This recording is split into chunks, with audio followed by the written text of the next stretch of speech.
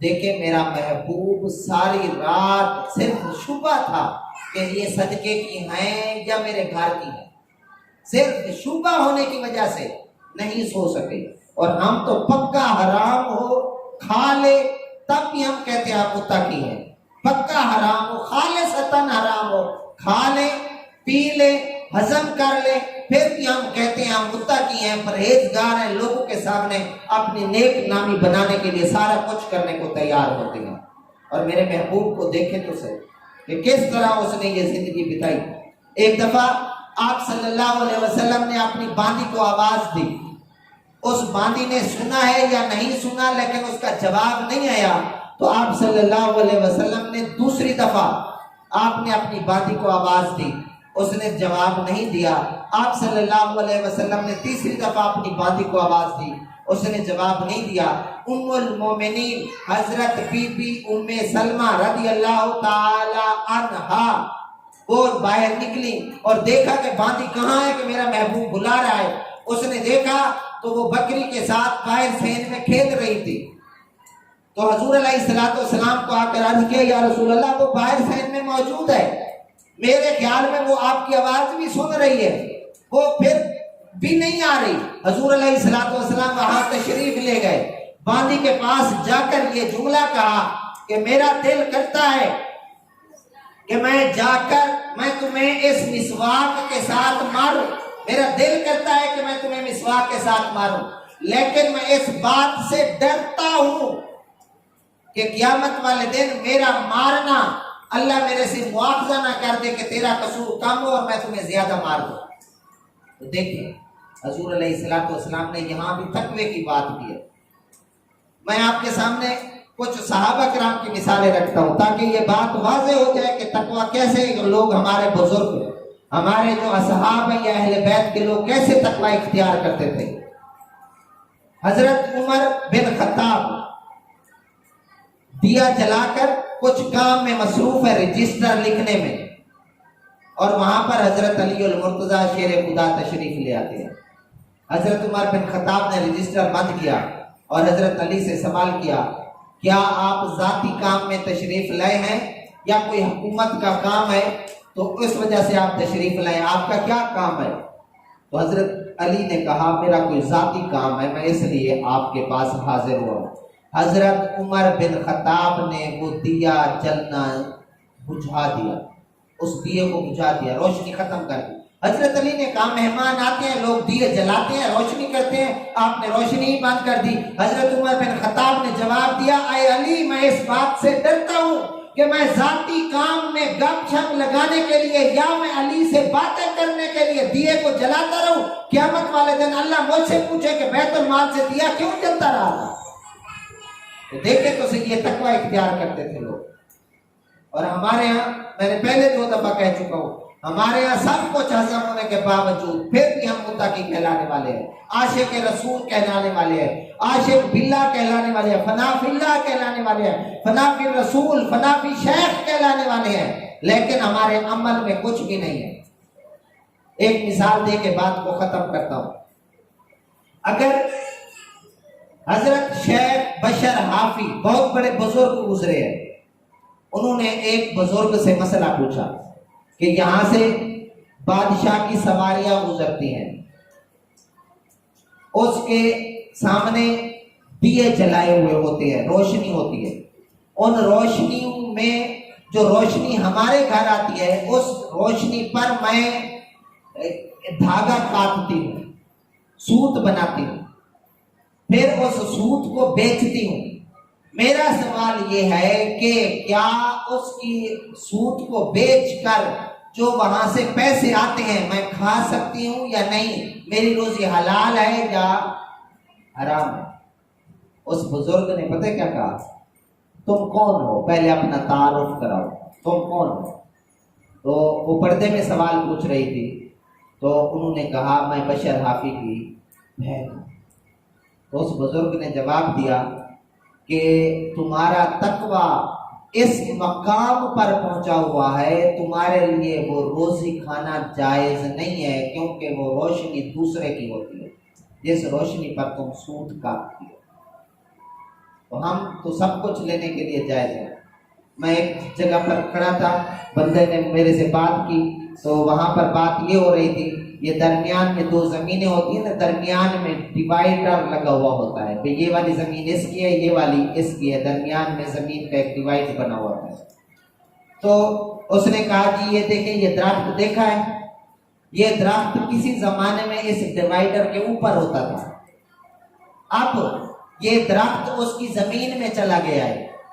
کیا خیال ہے مفتی صاحب آپ کا کہ یہ درخت چل کے اس کی زمین میں گیا ہے یا ڈیوائڈر ادھر ادھر ہو گیا ہے؟ تو میں نے یہ کہا کہ دیکھیں درخت تو نہیں چلتے ہوتے، کبھی بھی درخت نہیں چلتے، تو یہ درخت کبھی نہیں چلتے، لیکن اس کا مسئلہ یہ ہے کہ اس ڈیوائڈر کو کاٹ کاٹ کر کسان نے ادھر سے ادھر کر دیا ہے، ادھر سے ادھر کر دیا ہے۔ اگر یہ ادھر سے ادھر نہ ہوتا کبھی بھی درخت تو نہیں چلتا ہوتا، اس کے پاؤں تھوڑی ہوتے ہیں۔ تو ہمارے کسان ایسے کرتے ہیں کہ اس ڈیوائڈر کو جو زمین کے درمیان میں ہوتا ہے کاٹتے رہتے ہیں، کبھی آدھا فٹ، کبھی 3 انچ، کبھی 6 انچ، کبھی 12 انچ، کاٹ کاٹ کے مٹی دوسری طرف ڈال ڈال کے وہ اس کی طرف ہوتا جاتا ہے کہ 2 فٹ 4 انچ بڑے ہونے سے زمین کیا ہوگی، کیا زیادہ پیداوار دے دے گی؟ کبھی بھی نہیں۔ اور یہاں پر ایک حدیث سنا کے بات کو ختم کرتا ہوں کہ میرے محبوب صلی اللہ علیہ وسلم نے ارشاد فرمایا، اگر کوئی بندہ کسی کی زمین پر قبضہ کر لیتا، ایک بالشت قبضہ کر لیتا ہے، تو اللہ تعالیٰ قیامت والے دن اس بندے پر وہی 7 زمینیں سر پر رکھ دے گا۔ تو اس لیے کسی کی زمین پر قبضہ نہیں کرنا چاہیے، کسی کی چیز پر قبضہ نہیں کرنا چاہیے، غصب نہیں کرنا چاہیے۔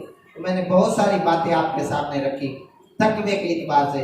امام ابو حنیفہ رحمۃ اللہ علیہ، نعمان بن ثابت جو 80 ہجری میں بندہ پیدا ہوا تھا، وہ کسی کے ہاں قرضہ لینے کے لیے تشریف لے گئے، اور قرضے لینے کے لیے جب اس کے گھر گئے، دروازہ کھٹکھٹا کے اس کے گھر کے باہر دیوار بڑی تھی جس کا سایہ، جیسے یہ ہماری گلی ہے اس میں سایہ آیا ہوا ہوتا ہے دوپہر کے وقت، سایہ موجود تھا، باہر درخت لگا ہوا تھا، درخت کا سایہ بھی موجود تھا، اور وہاں پر جب وہ بندہ باہر نکلا، انہوں نے دروازہ کھٹکھٹایا تو وہ بندہ جو مقروض تھا وہ باہر آیا، تو امام ابو حنیفہ دھوپ میں موجود تھے۔ اس نے کہا حضرت یہ درخت کے سائے، یہ دیواروں کے سائے انسانوں کے لیے بنائے جاتے ہیں۔ آپ نے فرمایا میں نے آپ سے قرضہ لینا تھا، میں آپ کے سائے کا استعمال اس لیے نہیں کر رہا تھا کہ یہ قرضہ جو میں نے آپ سے لینا یہ اس کے منافع کے زمرے میں آتا تھا، یہ سود ہو جاتا تھا، اس لیے میں نے آپ کا سایہ استعمال نہیں کیا۔ ہم تو کسی سے قرضہ لینے کے لیے جاتے ہیں تو اگر اس نے قرضہ نہیں دینا، ہم نے کیا کہتے ہیں، جاتے ہی ہم گرم ہوتے ہیں، غصے میں ہوتے ہیں، قرضہ لینے کے لیے جیسے ہی پہنچتے ہیں، حضرت آپ نے قرضہ نہیں دیا، قرضہ ہمارا واپس کریں، تو وہ فوراً کہتا ہے آپ ذرا ٹھنڈے ہوئیے، میں آپ کے لیے ٹھنڈا یا گوشت کڑھائی لے آتا ہوں، آپ لوگ کھانا کھائیے، بوتل پیجئے، بوتل پینے کے بعد پھر بات کرتے ہیں۔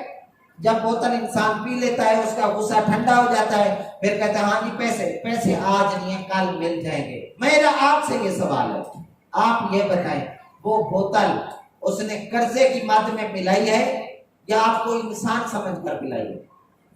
اس نے ڈر کی وجہ سے پلائی ہے، یہ میرے سے لڑے گا، تو لہٰذا وہ ورنہ تو آپ کو سلام بھی کبھی نہ کرتا، وہ کبھی آپ کا حال حوال بھی نہ پوچھتا، آپ جو آپ کو کڑھائی گوشت کھلا رہا ہے اس کا یہی ریزن ہے کہ یہ میرے اوپر غصہ نہ نکالے، مجھے گالیاں نہ دے۔ تو لہٰذا انسان کو انسان سمجھ کر اگر کام کریں گے تو یہ تو ہے ٹھیک، اگر کوئی اور مقصد ہوتے ہیں یہ ٹھیک نہیں ہے، یہ تقوی کے بالکل خلاف ہے، یہ تقوی نہیں کہلاتا۔ اور قرآن کے 7ویں پارے میں ہے جہاں قربانی والا چیپٹر ہے، اللہ فرماتا ہے لَن يَنَالَ اللَّهَ لُحُومُهَا وَلَا دِمَاؤُهَا وَلَٰكِن يَنَالُهُ التَّقْوَىٰ مِنكُمْ، اللہ کے پاس نہ یہ گوشت پہنچتا ہے، یہ جو تم قربانیاں کرتے ہو، نہ پوست پہنچتی ہے، کچھ بھی نہیں پہنچتا، نہ یہ بلڈ پہنچتا ہے، پھر ہم قربانیاں کیوں کرتے ہیں، کیا پہنچتا ہے، وَلَٰكِن اور لیکن يَنَالُهُ التَّقْوَىٰ مِنكُمْ، تمہارے دل کی کیفیت تقویٰ پہنچتا ہے جو تم نے کیوں کی ہے قربانی۔ تو یہ تقویٰ، اب 2 باتیں، یہ آیت، یہ 2 باتیں یاد رکھنی ہے، بستی والے ایمان لے آتے اور تقویٰ اختیار کرتے۔ اللہ فرما رہا ہے लफताहना, ये माजी के ऊपर लाम ताकीद का लगा हुआ है, यकीनन हम खोल देते, अलैहिम उन लोगों पर, बरकात, बरकतें ही बरकतें। यहाँ पर चंद बातें मैं बरकत के हवाले से अर्ज करना चाहता हूँ। हमारी दुआएं बरकतों से खाली हैं, हमारे घर बरकतों से खाली हैं, हमारी जिस्म बरकतों से खाली हैं, और हम जो दुआ रोजाना कर रहे हैं, आप खुद गौर करें अपनी दुआओं पर कि आपकी दुआ में अल्लाह से कितनी बरकत मांगी गई है। कुछ भी नहीं मांगा जाता, बाकी सब कुछ मांगा जा रहा होता है, बरकतें नहीं मांगी जाती। एक सहाबी ने आकर अर्ज किया, या रसूल अल्लाह सल्लल्लाहु अलैहि वसल्लम, मैंने अल्लाह से जो मांगा है अल्लाह ने अता फरमा दिया है, जो फिर भी मुझे चैन और सुकून जिंदगी में नहीं है, मैं परेशान हूँ। जो मैंने मांगे अल्लाह ने दिया है, फिर भी परेशान हूँ। आज यही वाला मसला हर बंदे के साथ बना हुआ है, चाहे अमीर है या गरीब, जिस तरह का भी इंसान है वो परेशान हाल है। तो हुजूर अलैहिस्सलातु वस्सलाम ने इरशाद फरमाया, जब तू अल्लाह से ये दुआ मांग रहा होता है, फलां चीज दे, फलां चीज दे, फलां चीज दे, क्या उस चीज के साथ उसमें बरकत की भी दुआ कर रहा होता है? उसने कहा नहीं। तो आपने फरमाया, अब जब भी तुम दुआ करो साथ ही बरकत की भी दुआ करो। यानी मसलन इस तरह दुआ करनी चाहिए, ऐ अल्लाह मुझे औलाद दे, बरकत वाली औलाद दे, ऐ अल्लाह मुझे गाड़ी दे तो बरकत वाली गाड़ी दे। तो देखे, बरकत जब तक नहीं मांगेंगे आप परेशान हाल होंगे।